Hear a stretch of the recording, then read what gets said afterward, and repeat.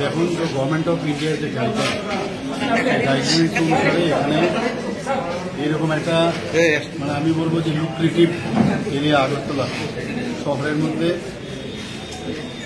এটা একটা urban CSC হচ্ছে এখানে 50 বেডে।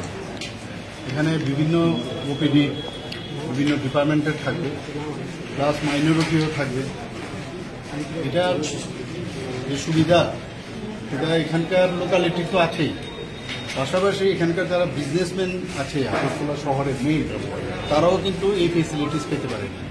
তাদের জিবি বা আইজিএম যাওয়ার দরকার নেই। দ্বিতীয় হচ্ছে যে যারা বিভিন্ন কাজে এখানে আগরতলাতে আসে তারাও কিন্তু এই হসপিটালের পরিষেবা নিতে পারে।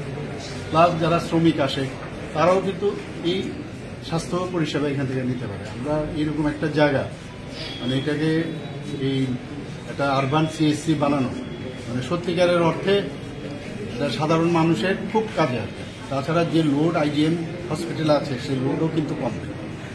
একটা মাইনরিটিও রাখা হয়েছে, লিফটের ব্যবস্থা আছে, র্যাম্পের ব্যবস্থা আছে।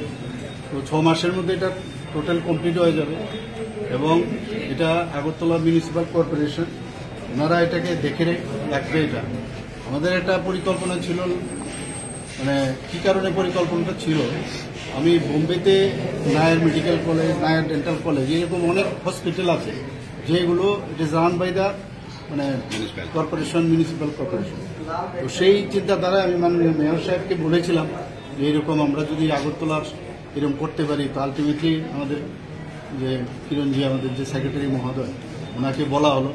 আমরা খুঁজছিলাম কোথায়, এখানে যখন যারা যে কারণে এটাকে ব্যবহার করছিল তারাও এখান থেকে চলে গেছে, লেবার ডিপার্টমেন্ট ছিল, তাদের আলাদা নতুন বিল্ডিং হয়ে গেছে। এটা প্রপারলি একটা ইউজ হবে, যদিও কিছু জায়গায় প্রপারলি কিছু জায়গায় তোড়ফোড় করতে হবে, কিন্তু কিউবিকেল বানিয়ে আমার মনে হয় এটা একটা যদি সকাল 8টার থেকে রাত্রি 8টা অবধি এই পরিষেবা দেওয়া যায় এটা বিরাট লোড। মানে যারা আপনারাও যারা আছেন হঠাৎ করে মনে হবে চলো একদম সেন্টার আগরতলা শহরের সেন্টার যে আচ্ছা আমি দেখিয়ে আসি ডাক্তারবাবু। মানে এটা খুবই একটা মানে পরিষেবার ক্ষেত্রে আমি বলবো একটা নতুন পালক মানে স্বাস্থ্য বিভাগে এবং মিউনিসিপ্যালিটি কর্পোরেশনে এটা কানে বুঝলো, আমি বলবো টুপিতে বুঝলো। এটা আমার মনে হয় আমি খুবই ভেরি হ্যাপি। অনেকদিন ধরে ভাবছিলাম। আর স্বাস্থ্য পরিষেবা আমাদের প্রায়োরিটি, যেখানে সবসময় আপনারা দেখেছেন গত 2 দিন আগেও এখানে যারা শুধু পেশেন্ট না, পেশেন্টের সাথে যারা বাইরের থেকে আসে তাদের কথাও এই সরকার চিন্তা করে।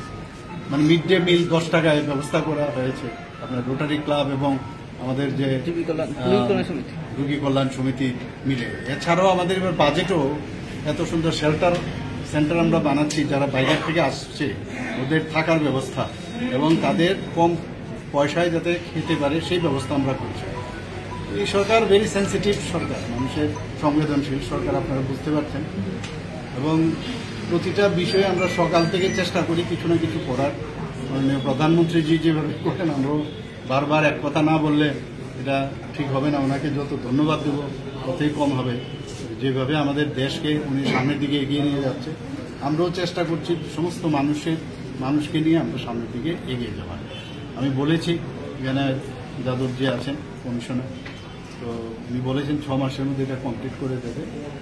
কাজ শুরু হয়ে গেছে এখন, তো সবার জন্য এটা উন্মুক্ত রইল, dedicated to all the specially for Agartala peoples and for Tripura as well.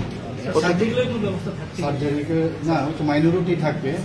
যদি হঠাৎ করে একটা রোড ট্রাফিক অ্যাক্সিডেন্ট হলো ইমিডিয়েটলি বা একটা অ্যাট্রোসিটিস হলো, অনেক সময় হয় না সোশিয়াল অ্যাট্রোসিটি, এখানে এসে অ্যাটলিস্ট ওখানে যেতে যেতে এখানে তো অ্যাটলিস্ট সুচার ফিচার হয়ে যাবে না, বা একটা ফার্স্ট এড দেওয়া যাবে।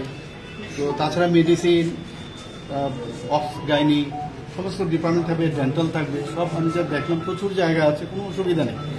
খালি আমি বললাম যখন ফাইনাল শেপ দেওয়ার আগে আমাকে একটু দেখিয়ে নিতে, কারণ এক একটা ডিপার্টমেন্টের মানে অনেক সময় অনেক স্পেসের প্রয়োজন, অনেকের কম হলেও হবে, তো সেটাকে প্রপারলি যাতে আমরা আগের থেকে বানাতে পারি সেই কথাটা।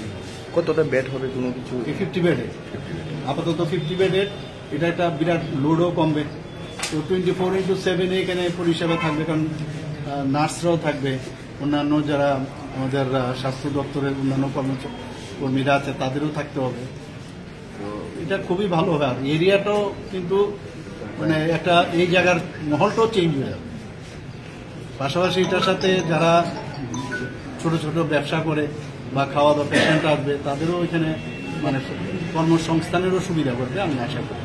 এখানে যে এই যে অনেক দিনের পুরনো এই ঘরগুলো আছে তার পেছনে পার্কিংয়ের আপনারা জানেন যে অলরেডি এটাকে একটা প্ল্যাটফর্ম দেওয়া আছে, তো এটার উপরেই পার্কিং হবে। এটা খুব একটা ভালো জিনিস হয়েছে। Thank you.